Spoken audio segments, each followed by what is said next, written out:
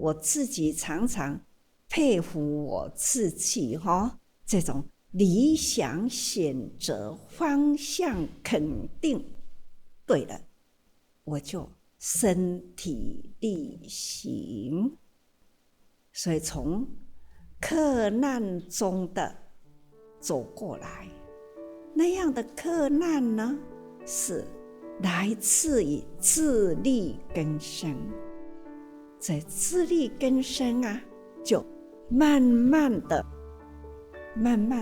变成了呢，就是要如何来自立，那就从好几种的方法呢，要谋生的方向。比如说去捡建筑的水泥袋，50年前装水泥的袋子呢，都有4层或是3层的纸，那我们都会把它呢捡回来，就把它拆开，外面的这一层当然是污染的啦，那最里面的那一层也是水泥污染的，中间呢还有2张就是干净的，那外的内的我们要经过擦拭，那让它成为干净。那么里面那2个呢，就是很干净的，那我们就要把它分开咯。还没有做慈济，就是开始呢自力更生，这就是法脉源头啊。把这样的水泥袋呢，把它割开，就糊成了这个袋子。那脏的，就是说里层跟外层的，就卖给了五金行去装五金的。那这个里面那2层干净的，就再糊成了一个个的袋子呢，是作为饲料袋的饲鸡啊、饲鸭这种的饲料啦，就饲料袋啦，就这样的把它环保来谋生。现在才知道那是环保啦，不过那个时候呢，是在克难中的生活啊，够不够啊？当然是不够啊，还要呢，在我的小木屋的后面就是有一块地呢，就在那里呢做农、种花生等等就靠这样的生活，五谷杂粮自己种植，就这样来生活。这都是在克难中过。在这么克难的过程中呢，还是因缘来时就把握因缘那就是一滩血的故事。这都是在过程虽然自己还是很克难的生活，可是看到了这样的境界呢，我们还是在穷困中呢，打开富有的心灵，就是想尽办法，再加上了因缘，修女的对谈，对同样是宗教，人家的宗教呢，可以开医院，有养老院，有孤儿院，佛教呢，能做什么他说应该呢为善呢，要人人知，要有很多人的力量呢，也可以呢为社会做事他一一点醒了我。对我们应该也可以，只要好事人人知，只要呢我们来勉励呢更多人来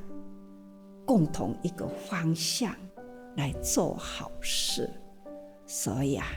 就这样的因缘会合。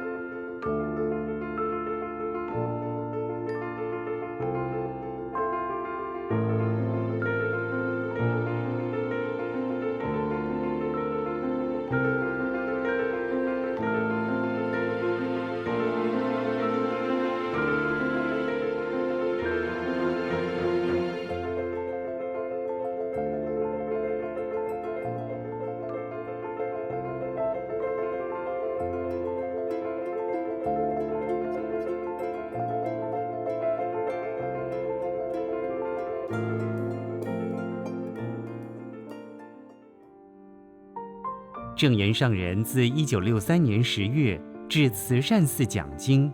，8个月来与许多信众结下善缘，德慈、德昭、德荣与德恩师父陆续前来皈依，打破了不收弟子的誓言。迄个时阵就是因为无地大嘛，当去寺院讲经就有地大。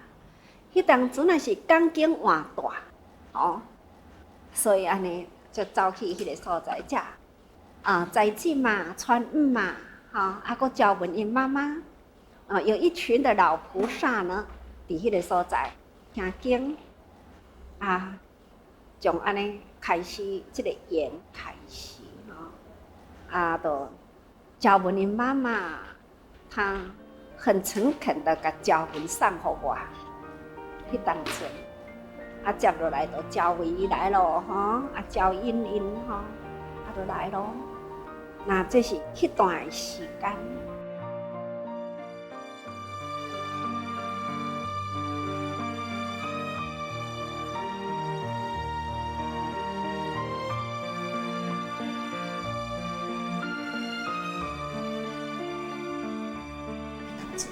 我就开始去结下案机，教文就对我去教的嘛。后来由我那去结下案机，回来以后，都登来地藏菩萨，回来就在这里。所以也就是在那个时候呢，真的自己很穷，因为也希望说自力更生的这样的思想呢，还是永远存在。所以阮有几个伫迄个所在伫咧生活的时阵，所以嘛是师公来看过我，感觉着讲哎呀，出家人安尼的环境是要安怎修行啊？庙不像庙啊，那这个家不像家，那这样子是咧从啥去所以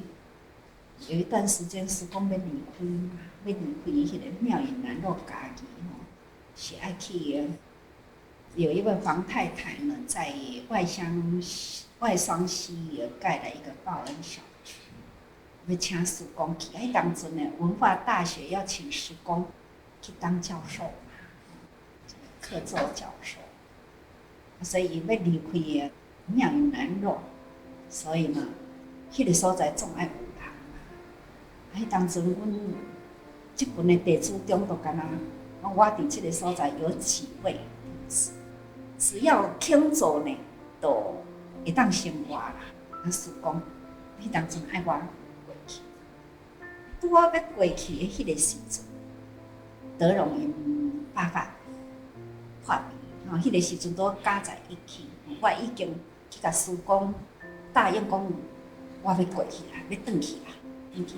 庙云南。啊，师公嘛，互我搬厝的钱。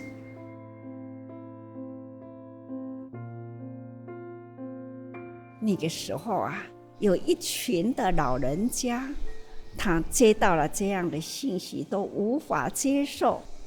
他一直来跟我说：“不可走，我们需要你。”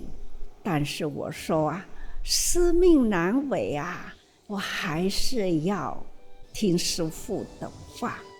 那个时候呢，有那一群的菩萨，他就马上呢去请代师写了一封啊这个陈情书，请命啊，向我的师父请命，就说能不能呢晚调3年，希望我多在花莲呢多待3年。其实我心里都在想，哎呀，越待情越深呐，到3年后呢，我真的能离开吗？心里要有一个准备咯。那看到了这么多的老人家呢，这样的请求，我的师父呢，他也认为说，出家人本来就是要广度众生啊，在花莲有缘呐，哎呀，留就留下吧。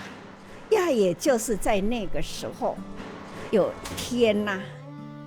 一大早呢，去探望一个病人。这个病人呢，是龙师傅的父亲啊，胃出血，他在那一个医院开刀，所以啊，一大早啊，我就到了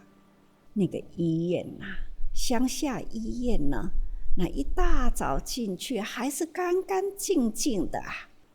那探病啊，与病人啊聊天啊，了解他的身体状况啊，我们安心啦，我们要出来啦，就是要出那个医院的门前，地上啊就看到了一滩血这一滩血很显明啊，到现在还在脑海中，看着就由不得自己呀，就问为什么有这一滩血？那在那个时候也有人在候诊，他就很热心的起来跟我说，他说刚才所看到的情景，有这样的一位山地妇女，那被4个人轮流抬的，从昨天晚上一直到刚刚才到那人呢抬走了，为什么？他没有8000元，可要知道那个时候的8000元呢，可以买房屋钱之大耶。但是呢，那个时候为什么要他交起8000元？开刀需要呢输血，那个时候的输血血是要买的，所以有那个血牛，那种的血牛是专门在那红抽血250cc 就要500，有的到1000山地人哪有储蓄所以呢，他们就这样的抬走了。他们抬走，我出来看到了这一滩血，听到了这样的故事实在呢心里好痛痛在心里。回到花莲来，那个时候我是住在精舍后面的普明寺那个地方一回来的时候闷闷不乐一直在想假如我有钱，假如那个时候我在场又有钱，那不就是可以救了2条命吗？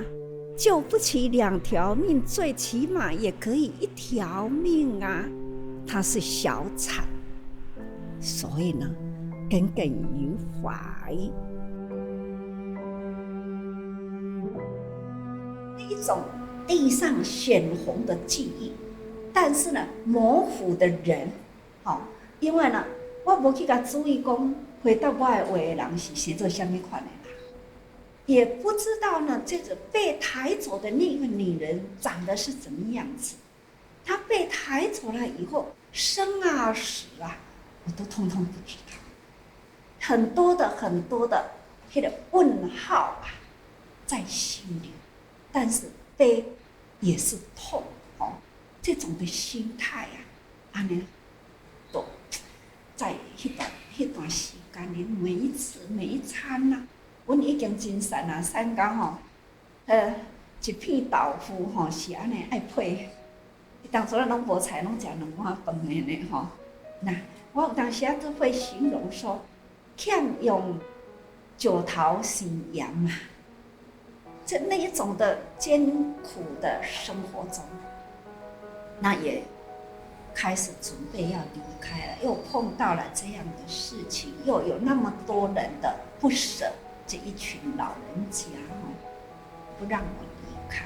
在这种的情形下呢，拄好去碰到了修女。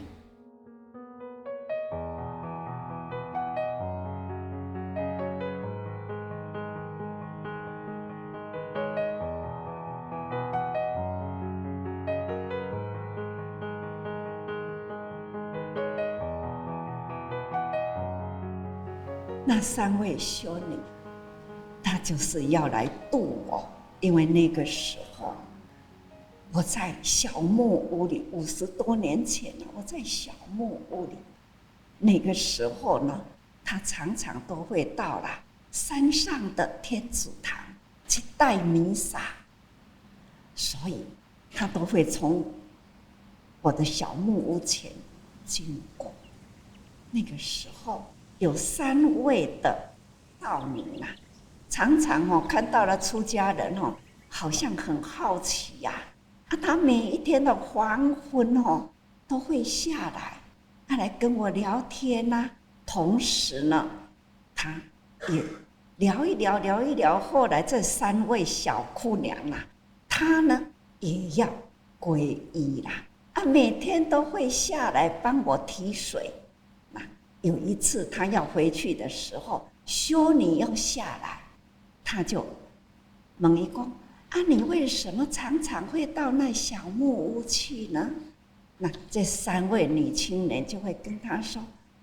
我去帮我师父提水。他说：你师父，他就跟他谈起啦，是一位出家人等等啦。后来这3位修女说：他这样的修行很可怜嘛，是不是你介绍我们来跟他聊天？他说：你要跟他聊天你是修女呢，他是佛教呢。他说：是啊，他这样太可怜了，我也可以来招呼他加入我们的修女的团体他是有备要来度我。那这3位就说：好，我跟我师父谈一谈，跟你约时间。就来跟我说，我说好啊，就可以看看什么时候。那但是呢，这一约了，时间就拉长了，因为呢，一阵台风打散了我离开了这个小木屋的环境。这个过程当然说来话长一直到了我又再回来的时候，就住在地藏菩萨旁边的那个时候，我就已经有弟子啦，像德隆德慈他们德恩那几位呢，就开始来跟师父一起治了就化重体这3位女青年呐、他就说：“修女又在问啊，这么久了，什么时候可以来跟师父见面啊？”我说：“现在什么时候都可以。”所以有一天，这个3位修女来了，那就跟我聊天啊，谈啊谈。3位修女，真的很世人敬仰。他们啊，每个星期六的下午，一定要会到后面的山啊去传教。他说，他每一次从我的小黄屋的旁边经过，他们都不由自己的会回过头来看这个小屋。他们都说，有的时候会看到我在这个小屋的门口，那么他们都很怜悯我。他说，花了这么1个月，一定要来度我。一个礼拜6的下午，这3位修女就把他们带来了。那我们就坐了谈，当然都是谈宗教。我谈的是佛教，他们谈的是天子教。不管是天子教或者是佛教，我们都是相谈甚欢，非常的欢喜，很投机，也是很投缘。那么，在这彼此讨论教义以后呢，这3位修女，她说：“哦，原来佛教的教理，这是那么的圆融，那么的美好，真的很好。但是，我们这天子教，它在每一个国家，尤其是在落伍的国家，都付出收容孤儿啊，建老人院啊，还有医院啊，还有学校啊。佛教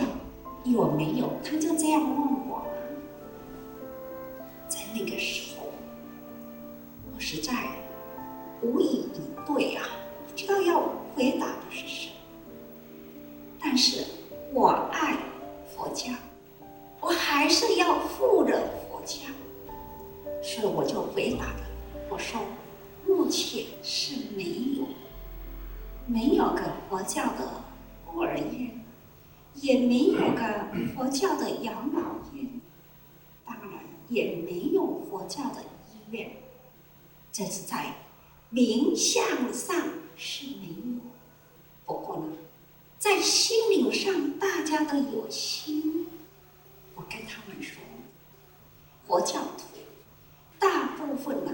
都是不思不执着名，大部分呢都是无名氏。我还跟他们说，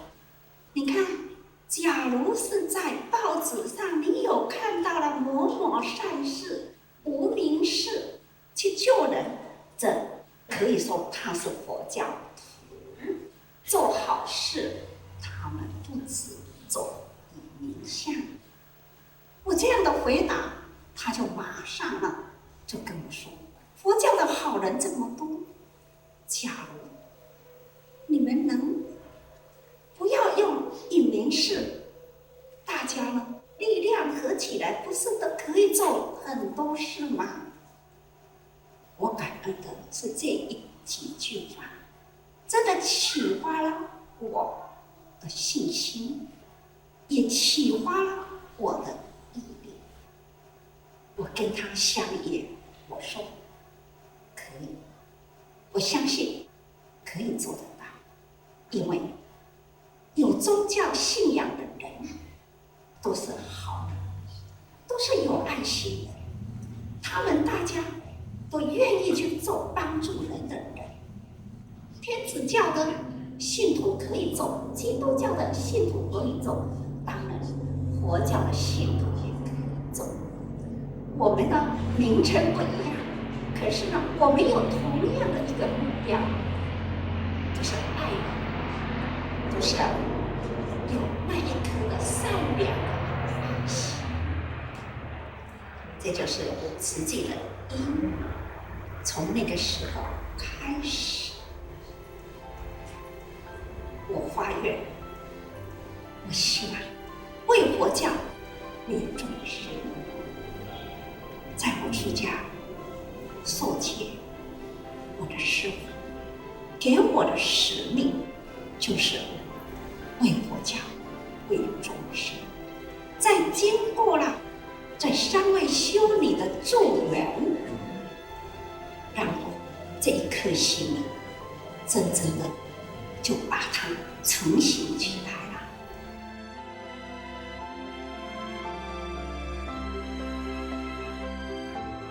当天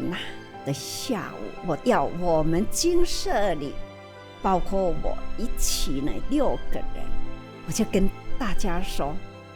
我很想做这一件事情，一直呢心里耿耿于怀，脑海中呢总是被抬走的那样的画面，我心不忍。刚刚呢早上的3位修女的互谈的那一场话，启发了我，希望我们能成立这样的救难救贫，成立这样的功德会。他们就说：“那哪没钱呀？要怎么救呢？”我就说：“我们大家呢，再努力一下，每天都1双婴儿血，就这样开始。”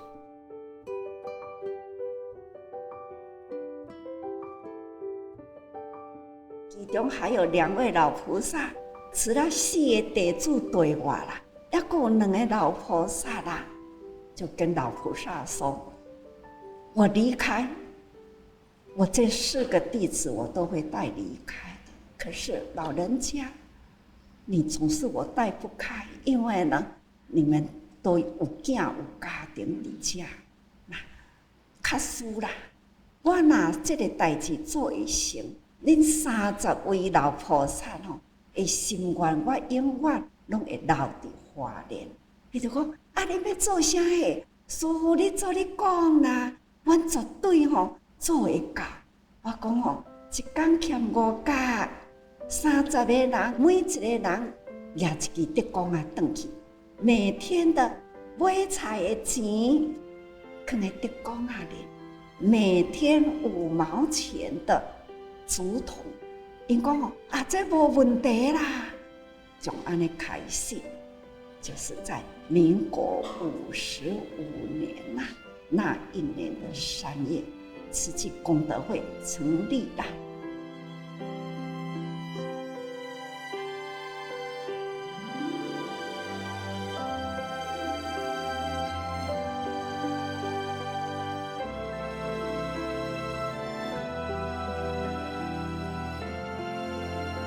假如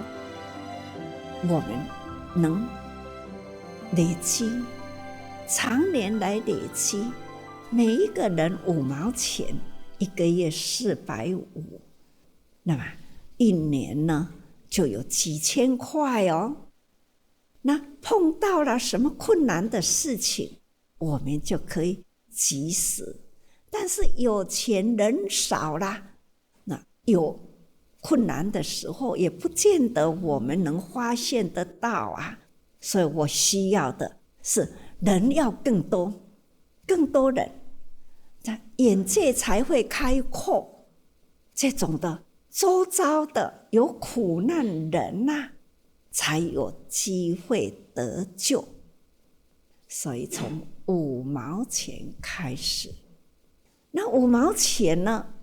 我要他们天天存，我就自己呢到后山呐，我们后面的山哦，很多人种竹，就去寄一些竹回来，把它呢，就是一段一段的把它寄开，就这样的送给30个人。可是他们说，那我1个月就捐15块就好啊。我说我不要你1个月15块。他们以为我不会数学啊，他就说那就是5毛钱啊，每天的5毛钱，1个月就是15块啊。我说是啊，我知道，但是呢，让你1个月才花1次心，这样不够，我要你天天起心动念都是善心，都是爱心。人家说就是积善之家有余庆，每一个人每一天一定要发挥你一念的爱心善心，你今天就会很快乐，因为你今天已经表达出了你的爱心，有爱就快乐了。我要你天天的，而且还要去买菜之前，那为什么要在买菜的时刻呢？晚上不可以吗？我说我要你是节省买菜的钱，不要你多余的钱，只是你今天的买菜的钱就捐5毛，那么这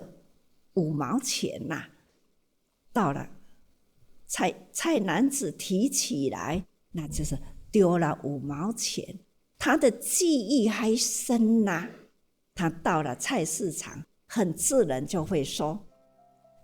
少一点，我要省5毛钱。那么卖菜的人他就会说，那5毛钱要做什么啊？他说5毛钱要救人笑话，5毛钱怎么能救人呢？他说我师父说的就是积少成多就可以救人。所以卖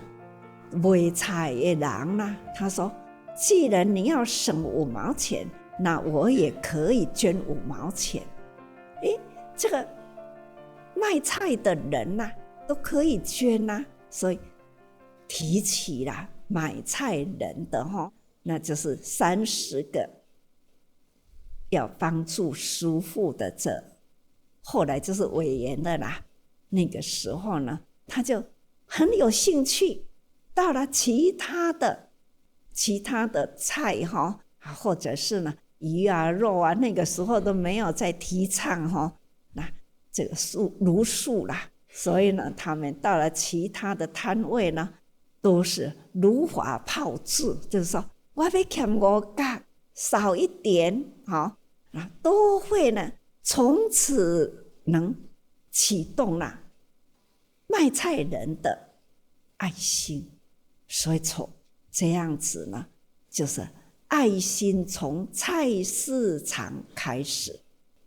这就是慈济的开头。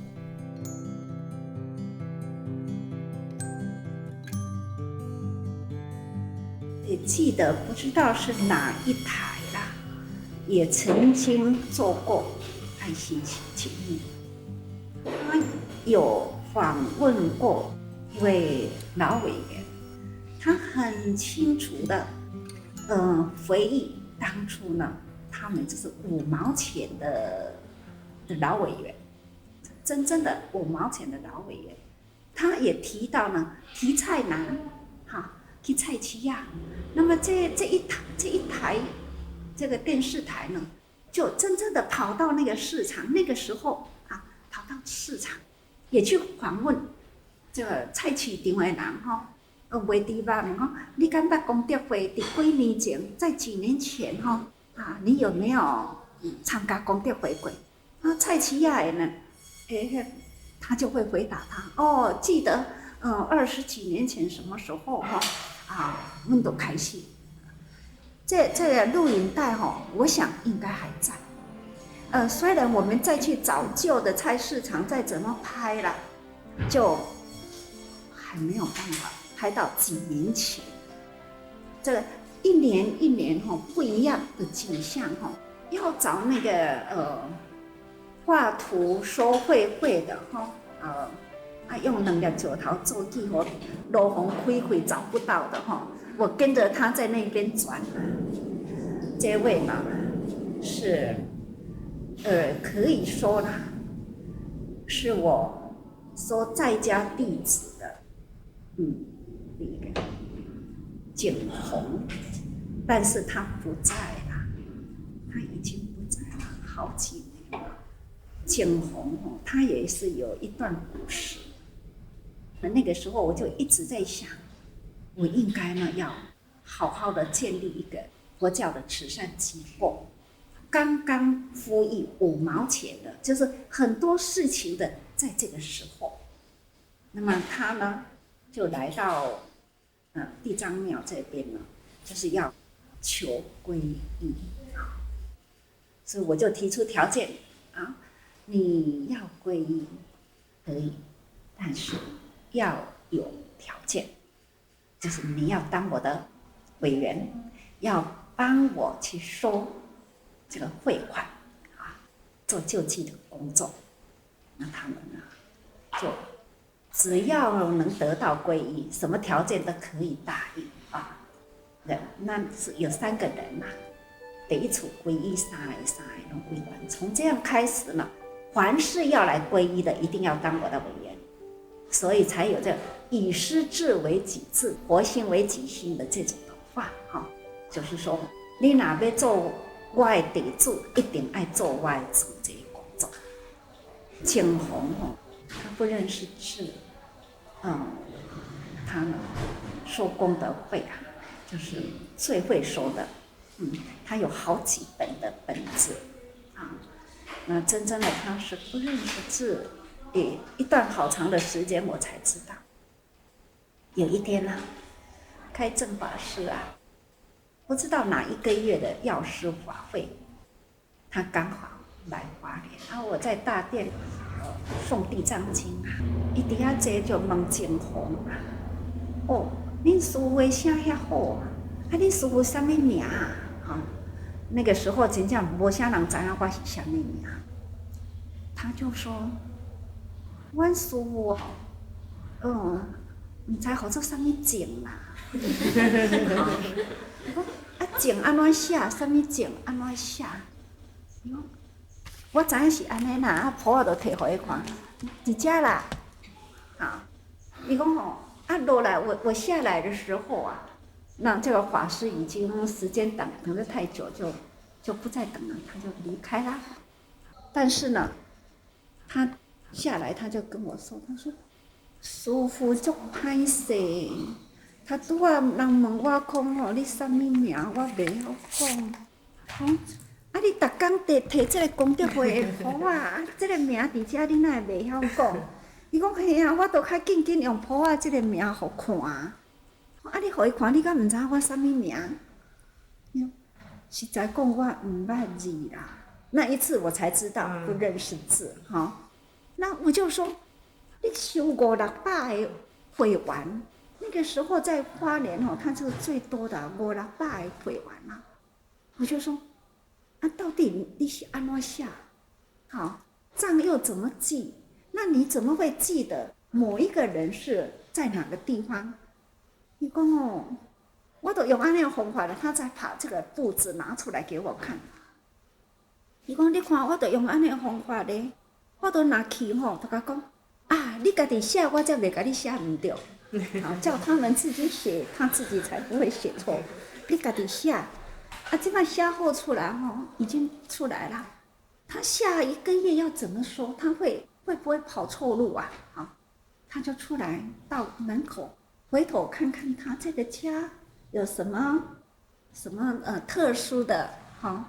他就净土头嘛，他就在这个人的上面就围一颗一颗的像一串葡萄。那是去市场买菜的时，假如是买菜，他就会画了一个叶菜叶那就表示他是买菜啊，若是伫咧卖鸡，他就画一个鸡头高高吼，那就是卖鸡呀，吼。那绘本图画就是吼都有它的记号，所以我才知道说啊，我这个地主吼，真的实在是很就甘心的，真的很感动人啊。那他们以前呢、在花莲委员呢，差不多是4个人、6个人就是一组啦。花莲人少嘛，大家人分组，大家人去调查。那么，因若轮到因的是因爱去调查，但是呢，有的时候有会员改否啊，他就会赶快要赶快去看，先去看了以后呢，才会回来报告然后呢还要带我去看啊，所以呢。他就是去看了以后呢，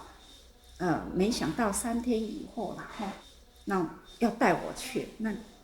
路呢已经被拓宽要拓宽，那石头给淹掉起来，所以呢，他才会这样的一下给我这是他在10几年间的实际工作，他都是。用这种的方式，不管是济贫、救济贫困，或者是讲要来去看无，他都是很辛苦，很辛苦。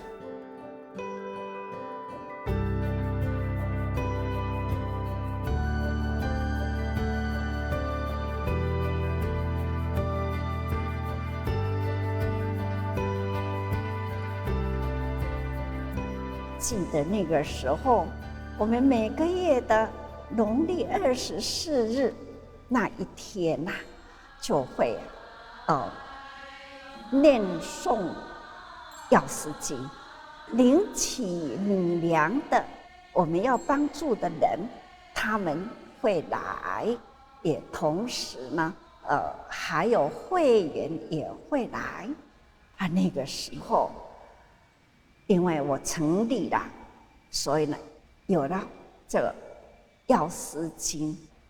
这会员人人都会来参加，因为那个时候我在修行啊。那在花莲地区啊，很多的佛教徒都很期待我会为他们诵经消灾啦。当然这也有故事什么小木屋的发光啊就是因为小木屋的发光啊。所以人人都希望说，住在小木屋内底这一位出家人能为我消灾，所以大家都很期待我为他们消灾。我自己呢，大家都知道，师父要出家以前我就是有一个心愿：第一，我不做金忏，既不做金忏我如何能为人消灾呢？绝对是不可能而且呢，我是在自修也不希望呢有道场，所以不当主持，这也是愿之2再来呢，就不收徒弟这也都是那个时候的我的心愿。出家有这样3个心愿：第一，不诵经忏第2，不当寺庙的主持；第3呢，是不收弟子那你看这3个愿呢，我破了几个愿所以现在唯一的呢，很坚持的不做金忏，但是呢，保留的这样的每个月的24日这一天，就是虔诚为全球祈求平安。这就是药师经从第1次开始，每个月都是呢例行的农历24日，就是我们慈济日在台湾我们的慈济日每个月的农历24号，这样的都没有停过，没有停止过的啦。这都是唯一呢，我诵经的时刻，那还是保留的我们净师法脉呢，是不做经忏的一个修行的道场啊，到现在还是保持的。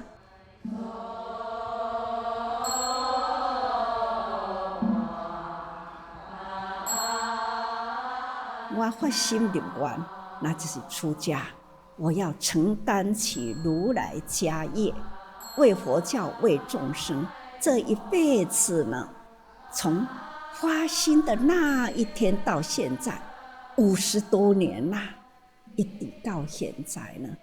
一念心都没有偏差过。这都是呢，我自己感觉到说，我对自己呢有交代哈，对自己有交代。你要我现在变也变不了什么啦，就是变劳而已啦哈。那其他都不会变啦。这都是呢难得的人一生一心一志，一生中完全没变动的，这是我自己呢感觉对自己有一点满意啦哈。不过呢，责任任重道远啊。